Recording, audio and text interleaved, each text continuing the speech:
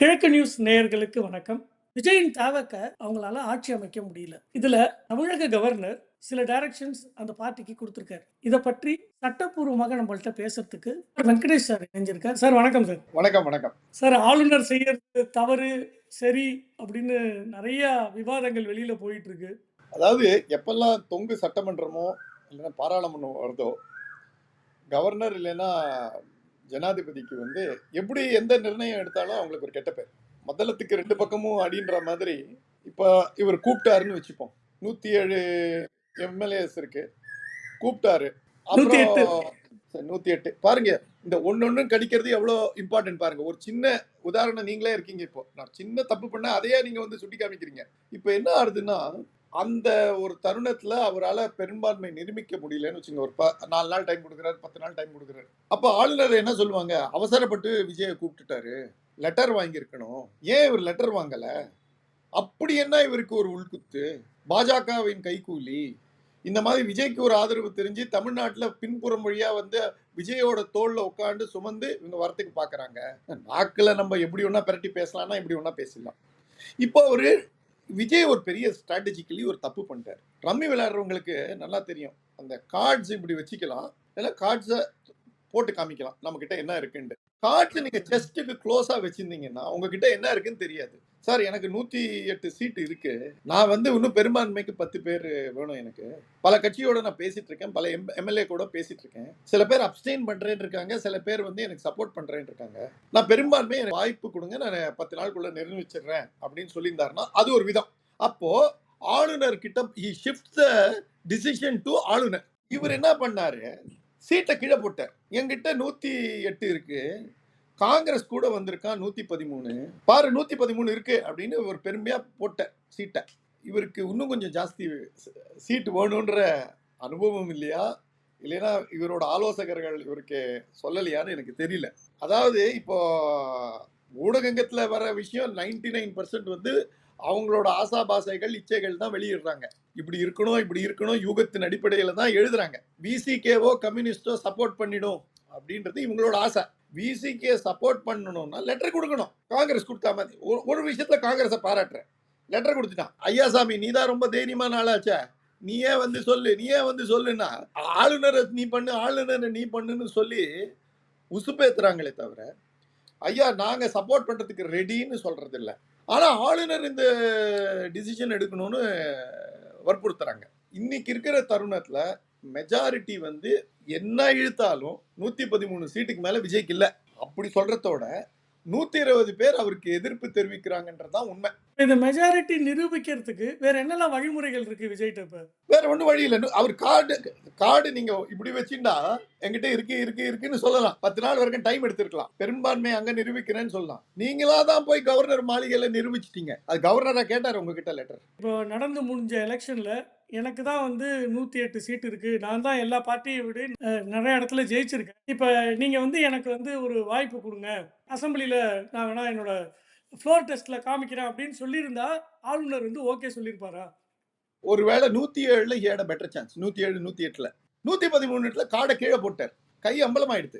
எல்லாருக்கும் தெரிஞ்சு போச்சு இவர்கிட்ட 113 தான் இருக்குன்னு. சிலதெல்லாம் சொல்லலாம், சிலதெல்லாம் மௌனத்துல சாதிக்கலாம். நான் வந்து எனக்கு 113 தான் இருக்குன்னு நீங்க பகிரங்கமா நீங்களே போய் அவையில பண்ண வேண்டியதை நீங்க ஆளுநர் மாளிகையில நீங்களே பண்ணிட்டீங்க, அரங்கேற்றிட்டீங்க. இதை எல்லாரும் என்ன கேட்குறாங்கன்னா, ஆளுநர் மாளிகையில வந்துட்டு அவர் மெஜாரிட்டியை காமிக்க முடியும், ஏன் ஆளுநர் எதுக்கு இதை கேட்குறாரு? அசம்பிளியில தானே கொண்டு போய் காமிக்கணும். இல்ல, இதுக்கு 1996ல வாஜ்பாய் கிட்ட 160 எம்பிக்கள் இருந்தாங்க, சிங்கிள் லார்ஜஸ்ட் பார்ட்டி. அப்போ சிங்கிள் லார்ஜஸ்ட் பார்ட்டின்றதுனால சங்கர் தயாள் சர்மா அப்போதைய ஜனாதிபதி வந்து அவரை கூப்பிட்டாங்க. ஜனாதிபதி கூப்பிட்ட உடனே இவரும் போக வேண்டிய ஒரு நிர்பந்தம், போயிட்டு பதவி ஏற்றார். 13 நாள் டைம் கொடுத்தார். 13 நாளோ 15 நாளோ கொடுத்தாரு. 13வது நாள்லயே அந்த பெரும்பான்மையை நிரூபிக்க முடியாம வாஜ்பாய் அவர்கள் தோல்வியை ஒப்புத்துக்கொண்டு ராஜினாமா செய்து முடிச்சிட்டார். அப்போ அடுத்த ஒரு இக்கட்டான சூழ்நிலை கிட்டத்தட்ட நம்மளுக்கு வந்து 1998ல வந்தது. அப்போது கேஆர் நாராயணன் அவர்கள் ஜனாதிபதி. இதே மாதிரி வாஜ்பாய் அவர்களுக்கு 180 சீட்டு, பாக்கி எல்லாருக்கும் 5 10 15. அப்பதான் அந்த தொங்கு பாராளுமன்றம் பிரபலமா இருந்தது அந்த ஒரு 10 15 வருஷத்துல. அந்த காலத்துல ஜெயலலிதா அம்மையாரோட கடிதாசி, இவங்களோட கடிதாசி, அவங்களோட கடிதாசி எல்லாத்தையும் கொண்டு வா, பெரும்பான்மையை நிரூபிச்சிட்டதுக்கு பிறகு எங்கிட்ட கொடு. அது பிரைமா ஃபேசி டெஸ்ட்.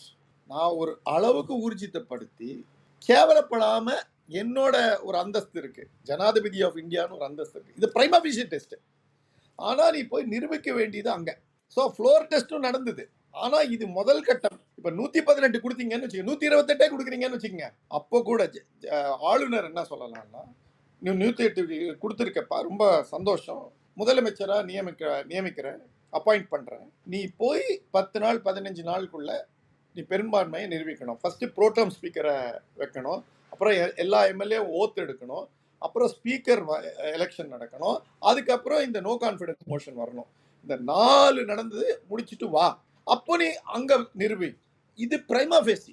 உன்னை பதவி பிரமாணம் செய்வதற்கு எனக்கு ஒரு தஸ்தாவேஜ் இருக்கு. நான் சும்மா வந்து என்ன பண்ணுன்னா நான் பண்ண முடியாது இல்லையா? அதுவும் ஒரு ரெஸ்பெக்டபிள் கான்ஸ்டிடியூஷனல் போஸ்ட். சரி, நாளைக்கு வந்து ஒரு உதாரணத்துக்கு சொல்றேன், விசிகே போறாரு, பெரும்பான்மையை நாங்க நிரூபிச்சிடுறேன், தோல் திருமாவளவன் போறாரு, நான் ஃப்ளோர்ல நிரூபிச்சிடறேன், எனக்கு பதவி பிரமாணம் செய்யுங்க, என்ன செய்ய முடியுமா? என்ன சொல்ல வரீங்கன்னா, அப்பன்னா யாரு ஜெயிச்சாலும் நான் நிரூபிக்கிறேன்ட்டு நான் போய் நிக்க முடியுமான்னு கேட்குறீங்க. ஆ முதல்ல ஒரு பிரைமா ஃபேசி டெஸ்ட். நான் இன்னொரு நிகழ்வுகாலில் வந்த ஒரு எக்ஸாம்பிள் கொடுக்குறேன். என்டிஏன்ற ஒரு கூட்டணி வந்து 2014 ஜெயிக்கிறது. அதுல மோடி அவர்களோட பார்ட்டி பாரதிய ஜனதா பார்ட்டி 280 சொச்ச சீட்டு ஜெயிக்கிறாங்க, தனிப்பெரும்பான்மை. ஆனா கூட்டணிக்கு 300 சொச்ச சீட்டு. ஜனாதிபதி எந்த விதமான நிர்பந்தமின்றி மோடி கூப்பிடுறாரு. மோடி ஒரு லெட்டர் எடுத்துன்னு வர்றாரு பாராளுமன்ற உறுப்பினர், அவரோட கட்சியிலேருந்து ஸ்ட்ரைட்டா அவர் வந்து பதவி பிரமாணம் செஞ்சார். 2019 மோடிக்கு 300 சொச்ச சீட்டு கிடைக்கிறது பாரதிய ஜனதா பார்ட்டிக்கு. ஆளுநர் ஜனாதிபதி கூப்பிட்டுறாரு, முடிச்சிடுறாரு. 2024 வரைச்ச மோடி அவர்களோட சீட்டு 240. ஜனாதிபதி அவர்கள் சந்திரபாபு நாயுடு, நிதிஷ்குமார் இவங்கள்ட்ட இருந்தெல்லாம் லெட்டர் கேட்டாங்க. எல்லாருக்கும் தெரியும் இவங்க ப்ரீ போல் அலையன்ஸ், எல்லாரும் ஒரு கூட்டணியா தான் எலெக்ஷனே நடத்தினாங்க. எலெக்ஷனே நடத்தின போது கூட இவங்க கூட்டணிக்கு 292 சீட் இருக்கு, நல்லா தெரியும். ஆனா கூட லெட்டர் கொடு அப்படின்னு அவரு வலியுறுத்தினாங்க. ஏன்னா இன்னைக்கு காங்கிரஸ் பண்ண மாதிரி, காங்கிரஸ் கூட்டணியில இருந்தது எலெக்ஷன் வரைக்கும் ஒரு கூட்டணியில, இன்னைக்கு சடனா ஒரு லெட்டர் கொடுக்குறான் இன்னொருத்தனுக்கு.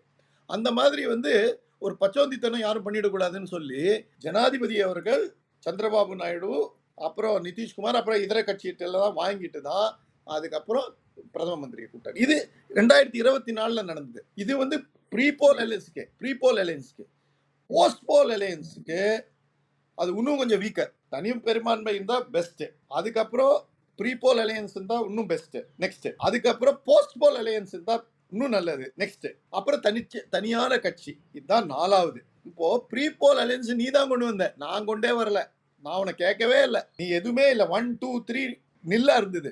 விஜய் அவர்கள் கிடுகிடுன்னு போயிட்டு ஃப்ளோர் டெஸ்ட் நடத்தியது அவரு தான் அதை ஆளுநர் மாளிகையில் நடத்தியிருக்காரு.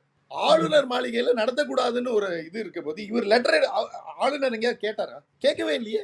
இவர் அப்பாயின்மெண்ட் எடுத்துன்னு போயிட்டு காங்கிரஸ்காரனோட அந்த உற்சாகத்தை வந்து இவர் கொண்டு போய் அங்க கொண்டு போய் வச்சுட்டாங்க. அதாவது கூடா நட்புன்றது வந்து கேடுல தான் முடியும்ன்றது வந்து காங்கிரஸோட சேர்ந்து எவனும் உருப்பிட்டதே இல்லை. அதுதான் விஜய்க்கு இன்னைக்கு முதல் பாடம் இது எலெக்ஷன் இதுல பாலிடிக்ஸ்ல. இப்ப வந்து விஜய் வந்து இத கோர்ட்ல சேலஞ்ச் பண்ணலாமா இத? ஆளுநர் எந்த டிசிஷனும் எடுக்கலையே.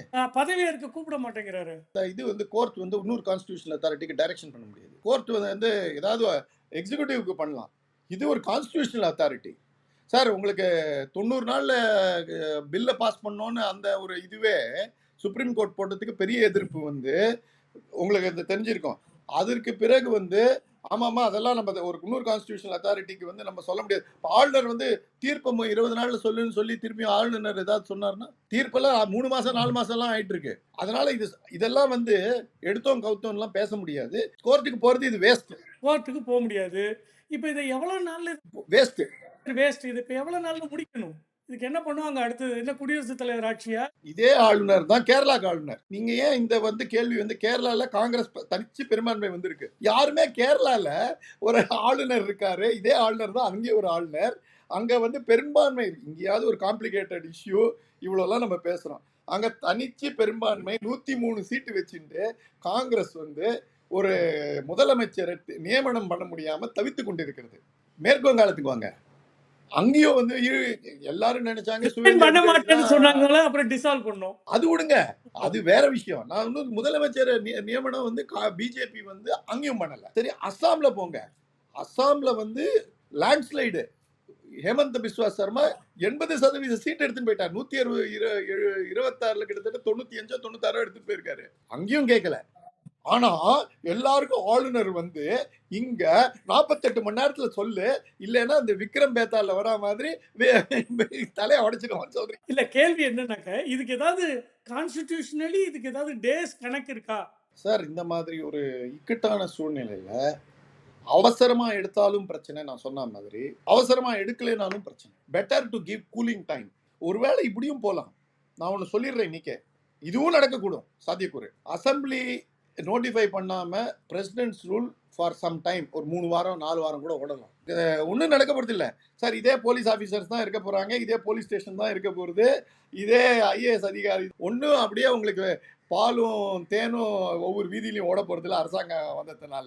அதனால அது அப்படியே ஏதோ ஆளுநரோட ஆட்சி வந்துருந்தா அப்படியே பெருசா கவுந்துறதெல்லாம் இல்லை. ஒரு 4 வாரம் கூட போலாம். ஒரு டைரக்ஷன்லெஸ்ஸா இருந்துருமோ அப்படின்னு நிறைய பேருக்கு. அப்படி என்ன இப்ப வந்து என்ன டைரக்ஷன்? 5 வருஷமா என்ன டைரக்ஷனை பார்த்தோம், 20 வருஷமா என்ன டைரக்ஷனை பார்த்தோம்? ஒரு புண்ணாக்கும் இல்ல.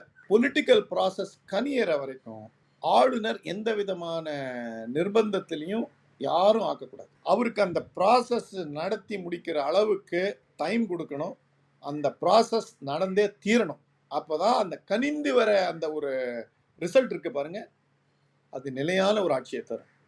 அது ஒரு 4 வாரம் ஆட்டம், 2 வாரம் ஆட்டம். இப்ப அப்படின்னா ஆளுநர் எடுத்த டிசிஷன் கரெக்ட் இப்ப. இது வரைக்கும் அவர் எடுத்த டிசிஷனை என்னோட ஃபேக்ட்ஸ் அண்ட் ஃபிகர்ஸ் வச்சு பார்க்கும்போது, எனக்கு வந்திருக்கிற செய்திகள், ஊடகங்களில் வந்திருக்கிற செய்திகள் பார்த்தா அவரை குறை கூற முடியாது. விஜய் பண்ணது வந்து பெரிய முட்டாள்தனம்னே சொல்லுவேன். விஜயும் விஜயோட ஆலோசகர் பண்ணியிருக்கிறது பெரிய முட்டாள்தனம். சின்ன விஷயம், ரம்மி விளையாடுறவங்க கூட இந்த தப்பை பண்ணியிருக்க மாட்டாங்க. ஆனா பார்த்தீங்கன்னாக்க, அரசியல் கட்சிகள்லாம் நம்ம தமிழ்நாட்டுல, அவங்க எல்லாருமே சொல்றாங்க, ஆளுநர் ஏன் கூப்பிட மாட்டேங்கிறாரு விஜய?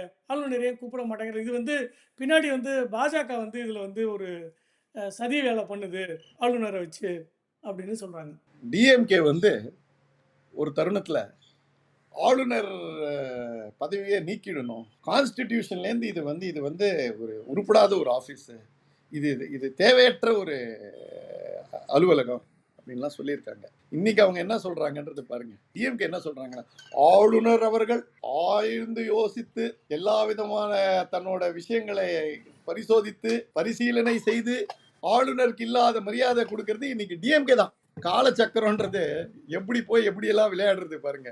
டிஎம்கே வந்து ஆளுநருக்கு வந்து ஆதரவு இன்னைக்கு கொடுத்துட்டு இருக்கவங்க நாளைக்கு ஆளுநரை உயர்த்தி பேசுவாங்க. அதனால தமிழ்நாட்டு பாலிட்டிஷியன்ஸ் அவங்க சொல்றது ஒரு பெரிய வேதவாக்கா வைத்து அதை வந்து விமர்சனம் செய்வது நம்ம பண்ணாம இருப்போம். அதுதான் பெட்டர். மிக்க நன்றி சார். மிக்க நன்றி. தேங்க்யூ.